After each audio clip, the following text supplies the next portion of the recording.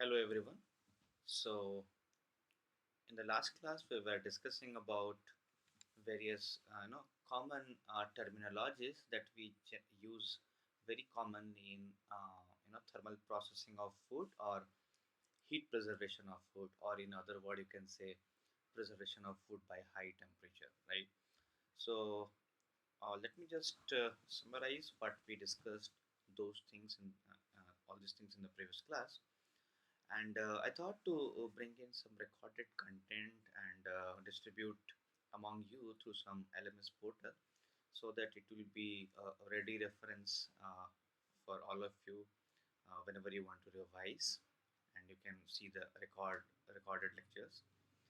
So just to start with that, if you can recall, we were discussing about thermal death point, thermal death time, decimal reduction time, and thermal resistance. These four parameters. Okay. So these four parameters are very important as far as thermal processing or high temperature processing of food is concerned. Okay. So let me start with the first one, that is thermal death point or thermal death temperature. Okay. So as the name suggests, this is a temperature parameter. Okay. Thermal death temperature or thermal death point. So how to define this particular parameter? So thermal death point is the temperature, okay, or is the minimum temperature at which you can kill all the microorganism in 10 minutes. Okay, I repeat, it is a temperature or the minimum temperature at which all the microorganism can be killed in 10 minutes. Okay, so here I would like to mention one thing, that when you when you are inactivating the microorganism, so in this case it is like you can consider that we are talking about the vegetative cell in this case. Okay, because when you talk about sterilization, so in sterilization, as you can recall, we discussed in the class, pasteurization is the killing of only the vegetative cells, whereas sterilization is inactivation of vegetative cell along with spores. Okay, so when we talk about this thermal death point, it doesn't signify anything clearly that whether it is uh, about killing of vegetative cells or spore, because vegetative cell or spore, that inactivation of vegetative cell or spore, that depends on what level of temperature you are using. If you are above the atmospheric pressures, and going up to 121 degrees Celsius, treating it for minimum 15 minutes, so that ensure spores are killed. But so for example, you are around the 70, 80, 90 degrees Celsius, that will not inactivate the spores. Okay, so whenever we are talking about thermal death time, so you can consider that at that time we are dealing with vegetative cells, but when it is at the even at the higher temperature, so at that time killing or inactivation of the spore is much easier, and you can include them also. Okay, so what is thermal death point? That minimum amount of time or minimum time required to kill all the microorganism in 10 minutes, right? Now the next parameter, thermal death time. The symbol of thermal death time is F. Okay, so as the name suggests, thermal death time, it means it is a time parameter. Okay, so what is thermal death time? So what is the importance of, what is the need for thermal death time? Because we already have thermal death point now. So at a particular temperature, for example 70 degrees Celsius, if you heat for 10 minutes, as per the definition, minimum temperature, uh, which is killing all the microorganism in 10 minutes. So simply go elevate the temperature up to 70 degrees Celsius and heat it for 10 minutes, you will get the inactivation of the microorganism. Then what is the need for thermal death time? Okay, so here you need to understand, because what we did, we just heated in thermal death point, we just heated up to 10 minutes, but we don't know whether it actually took 10 minutes for the inactivation, or maybe say within 4 minutes or 6 minutes the inactivation of the microorganism, all the microorganism have happened, that we are not sure. Okay, And when we are processing, we also need to the see the economics also. We should not heat it simply.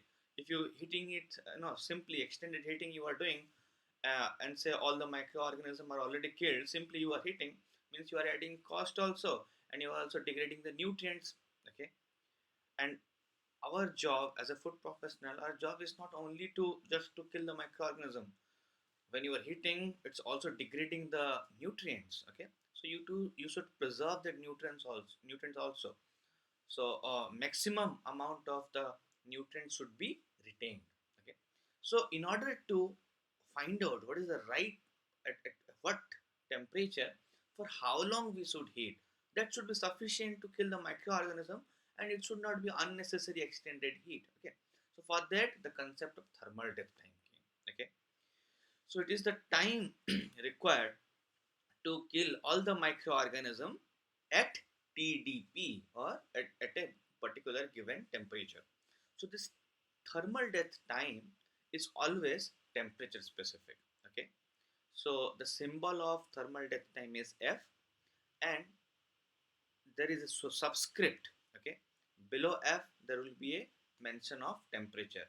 So F, for example, 70 is equal to say 2 minutes. Okay. Say F subscript 70 degrees Celsius is equal to 2 minutes. Okay. It means at 70 degrees Celsius the thermal death time is 2 minutes. Again, this thermal death time is again microorganism specific also. So it depends on what temperature you are hitting, and it also depends on at what no, which microorganism you are hitting, or which microorganism you are talking about. Okay. The next one is decimal reduction time. Next parameter. The symbol is D, decimal reduction time. As the name suggests, it is also a time parameter. Okay. So, for example, initially 1,000 microorganisms are there. Okay. So 1,000 means, can I say it's 1,000.0? Okay. 1,000.0. So after 1, then 0, 0, 0, 30, then there is a decimal, then 0. Okay. So decimal reduction means you are reducing the decimal, means 1,000.0. So if you shift that decimal to the left side, what will happen?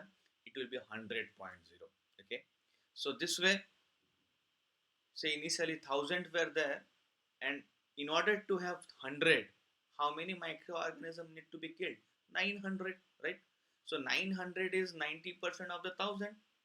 So that's why, what is decimal reduction time? It is a time required to kill 90% of the microorganism. Understood?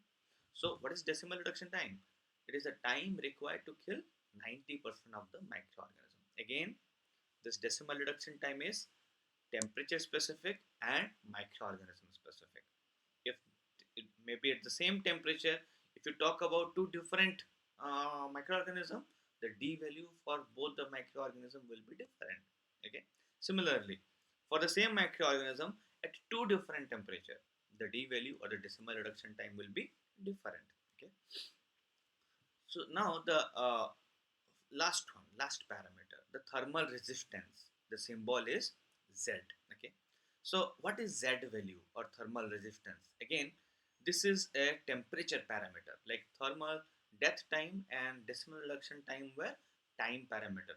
Thermal death point was a temperature parameter, and this thermal resistance is again a what, your temperature parameter. Okay. And again, this is microorganism specific. So what is this thermal resistance? Okay, or Z value?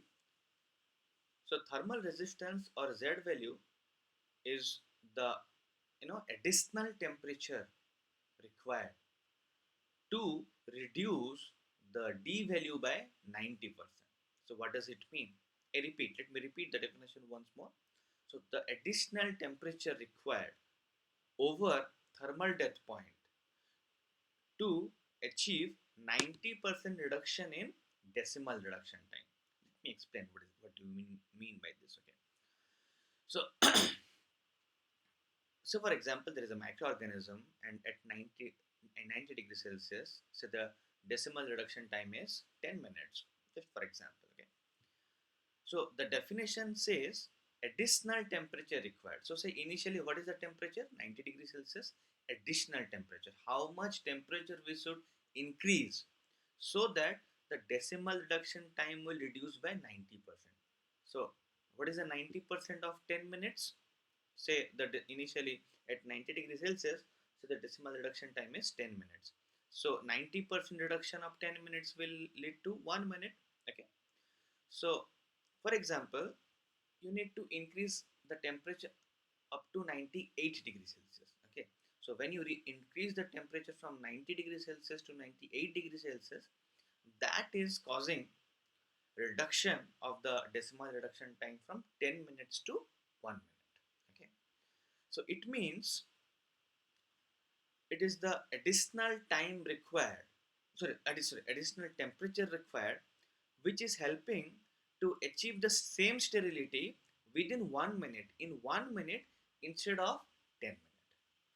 So here what is the delta T if you see? So 8 degrees Celsius was increased, no? 90 to 98. So 98 minus 90 is how much? 8 degrees Celsius. So this Z will be is equal to 8 degrees Celsius. Okay. So this additional temperature required, this 8 degree, additional temperature, when it was added, it reduces the decimal reduction time by 90%. So that's why again this thermal resistance is a microorganism specific. If there are two different microorganisms, so their decimal reduction time will also be different and the thermal resistance will also be different. Okay. So I hope this is little bit I hope this is informative and you can use this recorded video just to revise whenever it's required, and that will be more easier for you to get an idea about all this commonly used parameter. So in the next lecture or the next recording, we'll try to understand some of the parameter, not parameter, some of the process, okay, which is mentioned in your syllabus. The parameters are like cooking, then uh, pasteurization, sterilization, and blanching. Okay, so we'll try to discuss all these four parameters and try to understand the insight of all these parameters. Okay, so till then, see you. Bye bye. Thank you.